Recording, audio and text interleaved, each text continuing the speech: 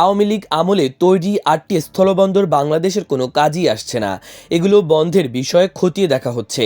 এছাড়া এখনও চালু না হওয়া রামগড় স্থলবন্দর নিয়ে লাভ ক্ষতি পর্যালোচনা করতে কমিটি করা হয়েছে। কমিটির সুপারিশ অনুযায়ী সিদ্ধান্ত নেওয়া হবে বলে জানিয়েছেন নৌ পরিবহন উপদেষ্টা ব্রিগেডিয়ার জেনারেল অবসরপ্রাপ্ত এম সাকাত হোসেন।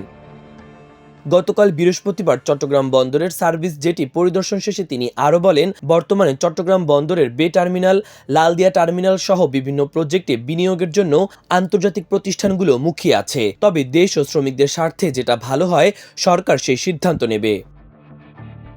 মোংলা বন্দর আধুনিকায়নের কাজ করার পাশাপাশি টেকনাফে আরেকটি স্থলবন্দর তৈরির ব্যাপারে উদ্যোগ নেওয়া হবে বলে জানান নৌ পরিবহন উপদেষ্টা। এছাড়া চট্টগ্রাম বন্দরের ক্ষমতা বাড়াতে বন্দরে খালি জায়গা সৃষ্টি করতে নিলাম কার্যক্রম গতিশীল করা হয়েছে বলে জানান তিনি।